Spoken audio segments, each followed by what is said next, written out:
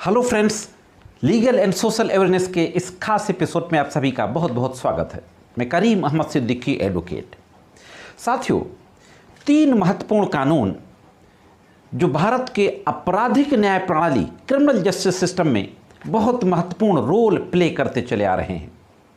भारतीय दंड संहिता, आपने सुना होगा कई मूवीज़ के डायलॉग में जो कोर्ट के सीन शूट होते हैं सजा देते वक्त कि ताज राते हिंद की दफ़ा 302 के तहत सजाए मौत सुनाई जाती है। तो वो ताज राते हिंद भारतीय दंड संहिता जिसमें अपराधों को एक्सप्लेन किया गया है, 511 धाराएं हैं। इसके बाद दंड प्रक्रिया संहिता criminal procedure code, criminal procedure code में मुकदमों के चलने के प्रोसीजर को बताया गया है और आपराधिक मुकदमों में विटनेसेस कैसे एग्जामिन किए जाएंगे, गवाहियाँ कैसे पेश होंगी, ये जो पूरी प्रक्रिया है ये इंडियन एविडेंस एक्ट यानी भारतीय साक्ष्य अधिनियम में दिए गए हैं। और ये तीनों कानून सैकड़ों सालों से, आज़ादी के पहले से भारत की न्याय व्यवस्था में अपना महत्वपूर्ण रोल निभाते चले आ रहे हैं। लेकिन साथियों, अब ये तीनों कानून बदलने वाले हैं। अब आपको ताज राते हिंद की दफ़ा 302 शायद आगे मूवीज़ के डायलॉग में सुनने को ना मिले। दंड प्रक्रिया संहिता, भारतीय दंड संहिता यानी Indian penal code, criminal procedure code और इंडियन एविडेंस एक्ट, ये तीनों बदलने वाले हैं। ये बात मैं क्यों कह रहा हूं? फ्राइडे को 3 बिल भारत की संसद की स्थायी संसदीय समिति के पास भेजे गए। केंद्रीय गृह मंत्री ने इन तीनों बिलों को पेश किया। इन तीनों बिलों के जरिए ये 3 कानून जो मैंने बताया, Indian penal code, criminal procedure code और इंडियन एविडेंस एक्ट, इन तीनों कानूनों को प्रतिस्थापित करके, रिप्लेस करके, बदल के क्रिमिनल जस्टिस सिस्टम को पूरी तरीके से बदलने की मंशा है सरकार की। हाँ दोस्तों, इन तीनों कानूनों को प्रतिस्थापित करने जा रही है सरकार इन 3 बिलों के जरिए जो भी पेश किए गए।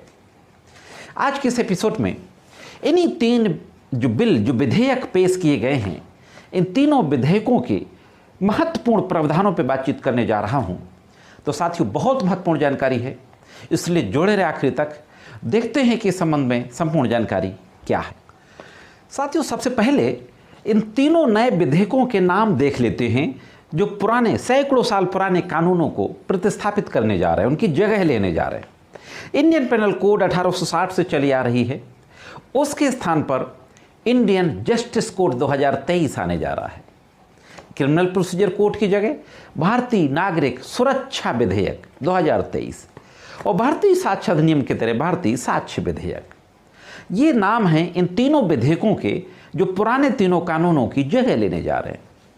सरकार का कहना है कि इन तीनों विधेयकों को सुप्रीम कोर्ट, हाई कोर्ट के न्यायमूर्तियों, लॉ कॉलेज के प्रोफेसर्स, स्टेट के चीफ मिनिस्टर्स, गवर्नर्स और डिफरेंट कमिटीज के साथ डिस्कस करके तैयार किया गया है।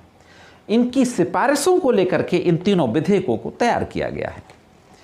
अब सबसे पहले हम बात करते हैं कि इंडियन जस्टिस सिस्टम में नई बातें कौन सी हैं, कौन सी पुरानी बातें हटेंगी। तो इंडियन पेनल कोड के 22 प्रावधान, 22 सेक्शंस को निरस्त करने का प्रावधान है इंडियन जस्टिस कोड में। हाँ दोस्तों, पुराने कानून इंडियन पेनल कोड की 22 धाराएं नए विधेयक को पास हो जाने के बाद खत्म हो जाएंगी और लगभग 175 सेक्शंस ऐसे हैं इंडियन पेनल कोड 1860 में जिनको इन नए विधेयकों के जरिए बदला जाएगा। तो 22 सेक्शंस तो खत्म करने का प्रावधान है, प्रस्ताव जो किया गया है। 175 मौजूदा प्रावधानों को बदलने का प्रस्ताव किया गया इन विधेयकों में और 8 नई धाराएं इसमें और हैं। इस तरीके से जो कुल सेक्शंस होंगे इंडियन जस्टिस कोड में वो 356 सेक्शंस होंगे, 356 सेक्शन साथियों। इसी तरीके से अब देखते हैं कि भारतीय नागरिक सुरक्षा विधेयक में क्या प्रस्ताव किया गया है। भारतीय नागरिक सुरक्षा विधेयक में कहा गया है कि क्रिमिनल प्रोसीजर कोड की 9 धाराएं हैं जिनको निरस्त कर दिया जाए और 160 प्रोविजंस में बदलाव कर दिया जाए। ये प्रस्ताव किया गया है भारतीय नागरिक सुरक्षा विधेयक 2023 में, जो क्रिमिनल प्रोसीजर कोड की जगह लेने जा रहा है। साथ ही साथ कहा गया है कि 5 नए सेक्शंस होंगे। हाँ दोस्तों, भारतीय नागरिक सुरक्षा विधेयक में, और कुल जो धाराएं होंगी वो 533 धाराएं होंगी। मैं आपको बता दूं कि पुराने कानूनों में, इंडियन पेनल कोड में ज़्यादा सेक्शंस हैं, 511, क्रिमिनल प्रोसीजर कोड में कम सेक्शंस हैं, और यहाँ पे जो इंडियन जस्टिस कोड 2023 बन रही है उसमें कम सेक्शंस हैं, और जो नागरिक सुरक्षा विधेयक है उसमें ज़्यादा सेक्शंस हैं। अब देख लेते भारतीय साक्ष्य अधिनियम। भारतीय साक्ष्य अधिनियम में मौजूदा 5 धाराओं को निरस्त करने का प्रावधान प्रस्तावित है। इसी तरीके से 23 प्रावधानों में बदलाव करने का प्रस्ताव है। कुल इसमें 170 अनुभाग हैं साक्ष्य विधेयक में। अब दोस्तों, वो कुछ महत्वपूर्ण धाराएं जो इंडियन पेनल कोड के स्थान पर इंडियन जस्टिस कोड में जो आएंगी उन पे बात कर लेते हैं। साथियों, इंडियन पेनल कोड में जो कुछ नए धाराएं जोड़ के इंडियन जस्टिस कोड के रूप में लाया जा रहा है, उसमें धारा 109 है जिसमें संगठित अपराध को बताया गया, उसको परिभाषित किया गया है, और 110 है जिसमें छोटे संगठित अपराध या सामान्य रूप से संगठित अपराधों के बारे में बताया गया है। 111 में आतंकवादी कृत्य जो होते हैं, टेररिस्ट रिलेटेड एक्टिविटीज़, उनको पनिशेबल बनाया गया है। इसमें राजद्रोह की जो सेडेशन की धारा है, जो इंडियन पेनल कोड में 124 है, उसको खत्म करने की बात तो कही गई है, लेकिन उसके स्थान पर धारा 150 जोड़ी गई है, जिसमें से भारत की संप्रभुता, एकता और अखंडता को खतरे में डालने वाले जो कार्य हैं उसको प्रस्तावित किया गया है। डिटेल में तो जब ये विधेयक पेश हो जाएंगे तब इस पर चर्चा करेंगे, आज मैं ब्रीफ में आपको बता रहा हूँ। और साथियों, महत्वपूर्ण धारा 302, जिसको लगभग हर समझदार आदमी जानता होगा कि ये मर्डर की धारा है, इसको छीनना कर दिया गया है। छीनना, किसी चीज़ को छीन लेना, ये 302 के तहत अपराध होगा नई भारतीय न्याय संहिता में। मुख्य और जो कुछ प्रावधान हैं, मॉब लिंचिंग के लिए 7 साल या आजीवन कारावास या मृत्युदंड के लिए कुछ अलग प्रावधान दिए गए हैं। कोई अगर व्यक्ति भगोड़ा हो गया है तो उसके जो मुकदमे की सुनवाई होगी वो एक्स पार्टी होगी। हालांकि I am not agree with this provision. Criminal justice system India क्या कहता है कि कितना भी खतरनाक अपराधी हो उसको जरूर सुनना चाहिए। एक तरफा आप एक पक्षी सुनवाई करेंगे जो natural principle of natural justice के अगेंस्ट है। 0 FIR के लिए भी प्रोविजन किए गए हैं। 0 FIR पर मैंने बहुत पहले एक वीडियो बनाया था, डिस्क्रिप्शन और आई बटन में लिंक के दे दूंगा, आप देख सकते हैं। 0 FIR में ब्रीफ में बता दूं कि अभी FIR लिखाने का थाना क्षेत्र पे अक्सर विवाद हो जाता है कि ये घटना तो हमारे थाने की नहीं, ये फला थाने की है। तो 0 FIR जो पुलिस स्टेशन पास पड़ता होगा वहां पर जाके FIR दर्ज कराई जा सकती है। तो 0 FIR का प्रावधान किया गया है, और 0 FIR के 15 दिनों के अंदर उस FIR को उस संबंधित पुलिस स्टेशन में ट्रांसफर करना होगा।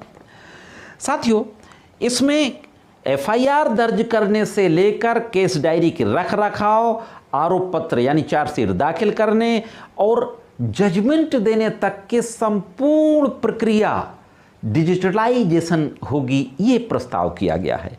और बहुत महत्वपूर्ण बात, जो अब सारे एडवोकेट्स को अपडेट होना होगा, टेक्नोलॉजी के हिसाब से चलना होगा। क्रॉस एग्जामिनेशन, अपील की सुनवाई, ये सब कुछ VC के जरिए होगा, वीडियो कॉन्फ्रेंसिंग के जरिए। साथियों, यौन अपराधों के पीड़ितों के बयान दर्ज करते समय वीडियोग्राफी जरूरी होगी।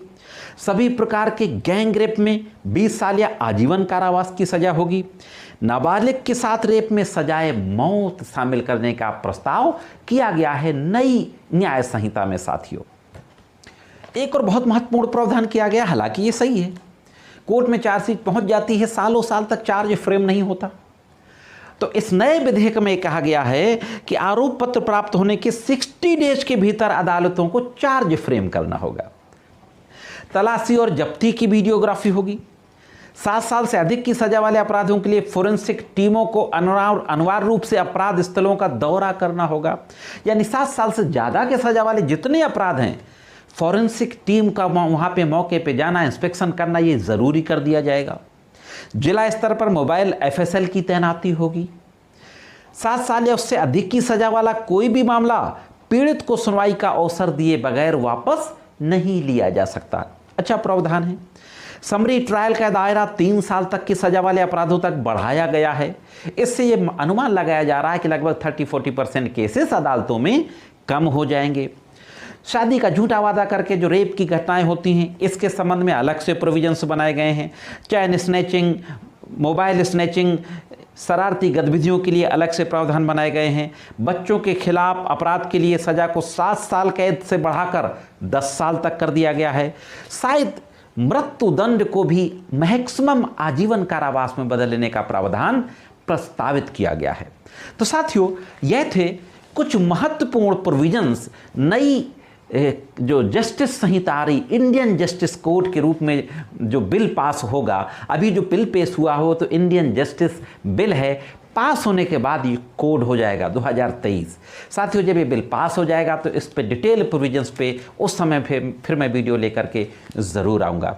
आज के इस वीडियो में सिर्फ इतना ही। मेरे द्वारा दी गई जानकारी कैसी लगी कमेंट्स करके ज़रूर बताएं। अगर ये जानकारी अच्छी लगी हो तो वीडियो को लाइक और शेयर अवश्य कर दें, और अगर आप चैनल में नए हों, चैनल को अभी तक सब्सक्राइब ना किया हो तो चैनल को सब्सक्राइब अवश्य कर लें। आज की वीडियो में सिर्फ इतना ही। मिलते हैं किसी अन्य वीडियो में कानून की कुछ अन्य जानकारियों के साथ। तब तक कानून की विभिन्न तरह की जानकारियों के लिए देखते रहें लीगल एंड सोशल अवेयरनेस।